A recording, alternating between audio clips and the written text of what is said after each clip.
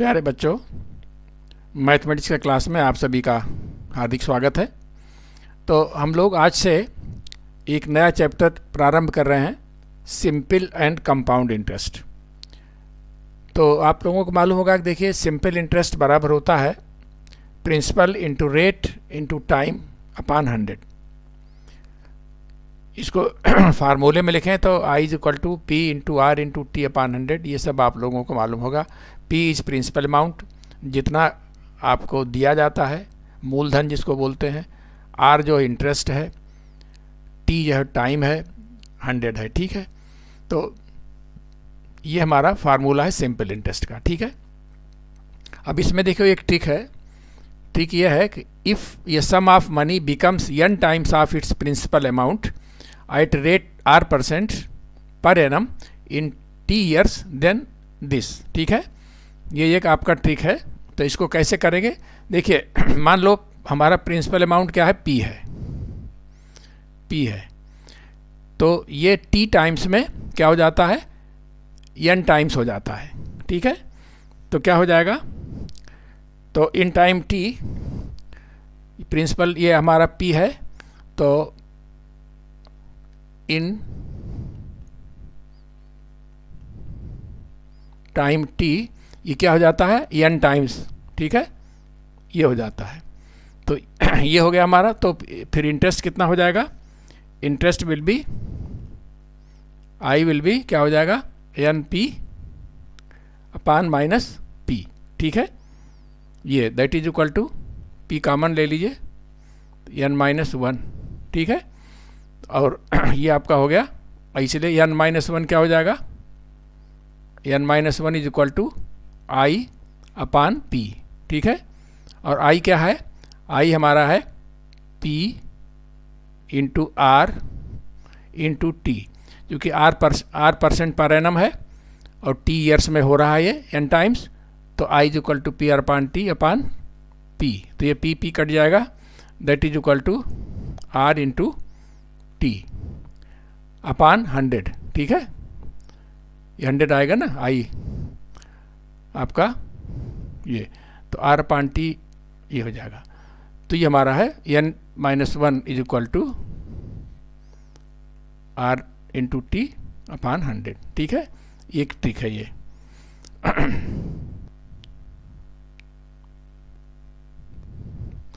तो बच्चों देखो, एक ट्रिक ये है, if a sum of money becomes n1 times in t1 years and n2 times in t2 years, then the simple interest will be R will be n1 minus 1 upon t1 is equal to n2 minus 1 upon t2। ठीक है, तो ये देखो, ये जो हमारा trick 1 है उसी का है ये।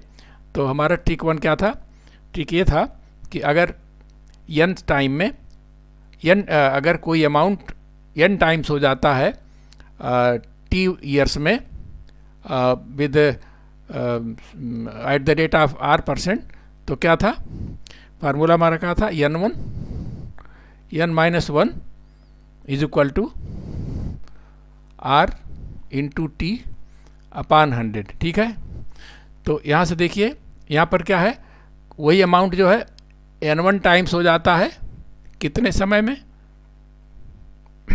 t1 समय में। तो ये हो जाएगा 100। ठीक है, और n2 माइनस 1 क्या, n2 हो जाता है n2 टाइम्स कितने टाइम में, t2 टाइम्स में। ठीक है, तो यहाँ पर क्या हो गया, देखो n1 minus 1 upon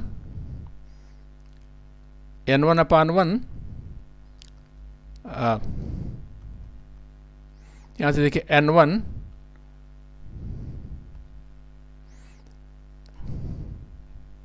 n1 minus 1 upon t1 is equal to R upon 100, और n2 माइनस 1 क्या हो जाएगा, अपान t2, ये भी हो जाएगा R अपान 100। तो दोनों स्थितियों में देखो R क्या हो जाएगा, R विल बी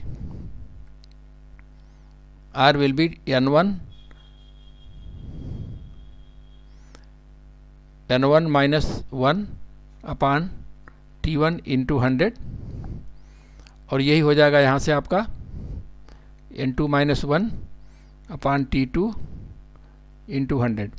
ये 100 कट जाएगा तो हमारा वही आ जाएगा, ठीक है। क्या आ जाएगा? N1 minus 1 upon T1 is equal to N2 minus 1 upon T2। यही हमारा क्या हो जाएगा? रेट, ठीक है। तो बच्चों अब हम लोग कंपाउंड इंटरेस्ट शुरू करेंगे। देखो कंपाउंड इंटरेस्ट क्या होता है, सिंपल इंटरेस्ट और कंपाउंड इंटरेस्ट में क्या फ़र्क है आप सभी को मालूम होगा। कंपाउंड इंटरेस्ट क्या है, वो साल के अंत में जो इंटरेस्ट होता है नेक्स्ट ईयर के लिए वो इंटरेस्ट पर भी इंटरेस्ट लगता है, यानी कि वो जो एक साल के अंत में जो इंटरेस्ट बना वो इंटरेस्ट जो है वो फिर प्रिंसिपल अमाउंट की तरह काम करता है, उस पर भी आपका इंटरेस्ट लगता है। ये है हमारा कंपाउंड इंटरेस्ट। तो इसके लिए फार्मूला क्या है,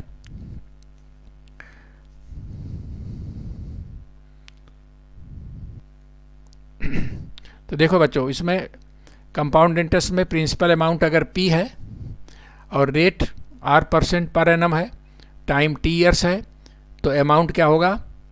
P into 1 plus R/100 into T। अगर टाइम हमारा जो है वो पर एनम के हिसाब से माने ईयरली अगर है, इंटरेस्ट हमारा जो कंप्यूट हुआ है वो ईयरली है, ठीक है।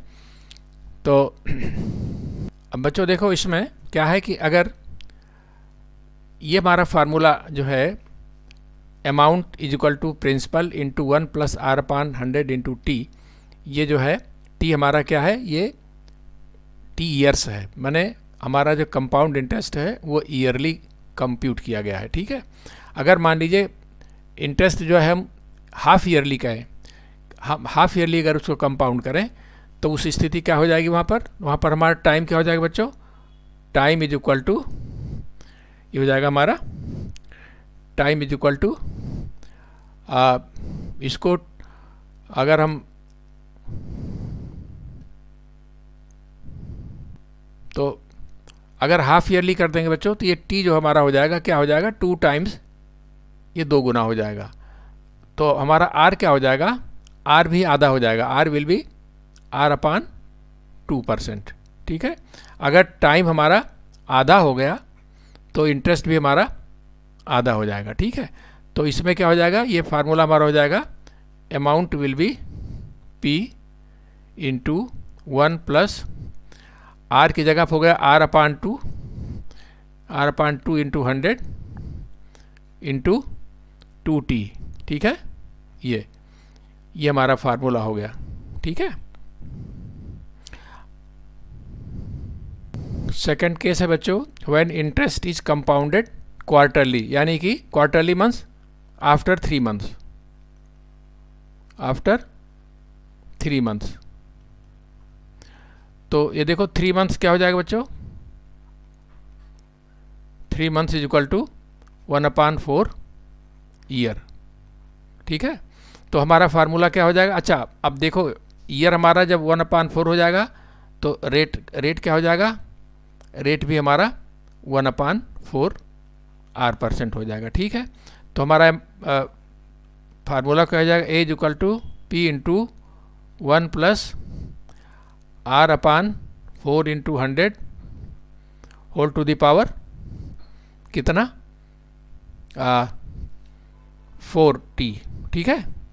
क्योंकि 3 महीने का 1/4 ईयर, तो 12 महीने का 12 महीने कितना हो जाएगा? 4T, ठीक है।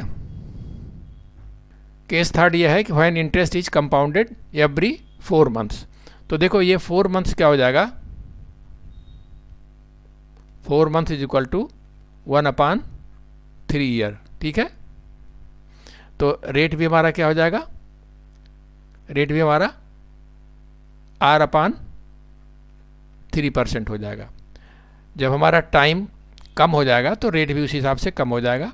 तो इस स्थिति में हमारा अमाउंट क्या हो जाएगा? Amount is equal to P into 1 plus R/3 into 100 और टाइम हो जाएगा हमारा 3T, ठीक है। तो ये बच्चों ये 3 केसेस हैं जब हम कंपाउंड जो इंटरेस्ट है उसको कंपाउंड करते हैं क्वार्टरली आफ्टर 4 मंथ या 6 मंथली। ठीक है, तो इस तरह से ये 3 फार्मूले हैं बच्चों। देखो एक ये ट्रिक है, प्रिंसिपल अमाउंट P है और रेट ऑफ इंटरेस्ट R है, R% है, R% पर एनम। तो आफ्टर 2 ईयर्स तो इंटरेस्ट क्या होगा। ठीक है, तो इसको कैसे निकालेंगे, देखिए पहले A निकालिए। A is equal to P into 1 plus R upon 100। 2 साल का है, यहाँ 2 कर दिया। ठीक है, अब हमने क्या किया, हमको क्या निकालना है, हमको निकालना इंटरेस्ट। तो इंटरेस्ट क्या हो जाएगा, इंटरेस्ट हो जाएगा A minus P, sorry A minus P, A minus P क्या हो जाएगा, P into 1 plus R upon 100 whole square minus P। ठीक है, अब इसको देखो I क्या हो जाएगा हमारा, इसको खोल दीजिए P, इसको खोल दीजिए 1 प्लस R स्क्वायर अपान 100 का स्क्वायर प्लस 2R अपान 100 2, हाँ ये हो जाएगा दिस वन माइनस P। अब इसको अगर हम खोलेंगे तो क्या हो जाएगा, P प्लस P कॉमन ले लीजिए, इधर आ जाएगा R square upon 100 square plus 2R अपान 100 माइनस P। तो ये P कट जाएगा, तो ये P कट गया, तो हमारा इंटरेस्ट क्या आ जाएगा, P इंटू, अब देखिए 100 अगर हम बाहर ले लें, P अपान 100 बाहर ले लें, तो यहाँ क्या हो जाएगा, R स्क्वायर अपान 100 और प्लस 2R। ठीक है, 2R। तो यही हमारा हो जाएगा बच्चों, क्या हो जाएगा, P 2R plus R square upon 100 whole upon 100। ठीक है, एक ये फार्मूला, इसे सीधे आप निकाल सकते हो, वैसे भी आप कैलकुलेट करके निकाल सकते हो, लेकिन 2 साल के पूछ रहे हो तो आप इसमें सीधे आप क्या रख देना है, आपको केवल इसमें R की वैल्यू रख देनी, इंटरेस्ट की वैल्यू, रेट ऑफ इंटरेस्ट की वैल्यू रख दीजिए और P के अमाउंट रख दीजिए। ठीक है, तो सीधे सीधे हमारा ये इंटरेस्ट निकल आएगा। तो नेक्स्ट हमारा क्या है, नेक्स्ट ट्रिक क्या है, अगर प्रिंसिपल अमाउंट हमारा P है और रेट जो है R% पर एनम है, तो 2 साल के अंदर सिंपल इंटरेस्ट और कंपाउंड इंटरेस्ट के बीच में क्या डिफरेंस होगा, तो ये फार्मूला होगा। ठीक है, सिंपल इंटरेस्ट और कंपाउंड इंटरेस्ट, तो क्या हो जाएगा, CI माइनस SI क्या हो जाएगा। अब देखो CI क्या हो जाएगा हमारा, 2 साल का, अभी हमने फार्मूला निकाला है, क्या निकाला है, P अपान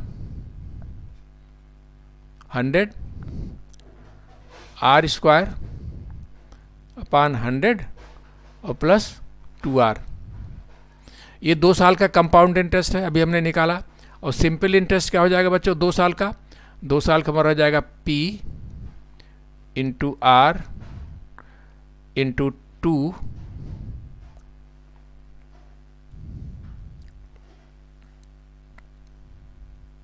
तो देखो बच्चों, ये difference between simple interest and compound interest of any sum of money P at R% per annum for 2 years will be this much। कैसे, compound interest minus simple interest, compound interest 2 साल का अभी हमने निकाला टिक 3 से ये, और सिंपल इंटरेस्ट क्या हो जाएगा, 2 साल का, P इंटू R इंटू 2 अपान 100। तो इसको हमने P अपान 100 कॉमन ले लिया, ये हो गया, ये 2R कट गया। ठीक है, तो ये आपको, ठीक है, इससे आप सीधे सिंपल इंटरेस्ट कंपाउंड इंटरेस्ट 2 साल में आप अंतर निकाल सकते हो। इसमें केवल R की वैल्यू रख दीजिए, P की वैल्यू रख दीजिए। ठीक है,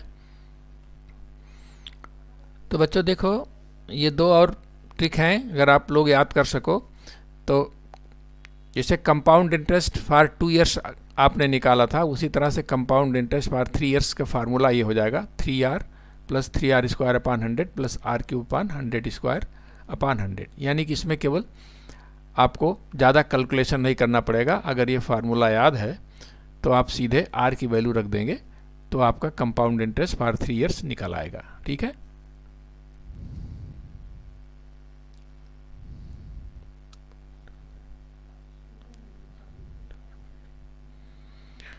और अगर डिफरेंस निकालना है कंपाउंड इंटरेस्ट और सिंपल इंटरेस्ट का 3 साल का, तो ये फार्मूला है। ठीक है, तो बच्चों जैसे मान लीजिए कोई अमाउंट A1, कोई अमाउंट A1 जो है, कोई अमाउंट P, कोई अमाउंट P है R% से, मान लीजिए T1 टाइम में उसका अमाउंट A1 हो जाता है। ठीक है, और T2 टाइम में आपका वो अमाउंट A2 हो जाता है। तो क्या हो जाएगा, देखो A1 is equal to P into 1 plus R upon 100 into T1, और A2 इज इक्वल टू क्या हो जाएगा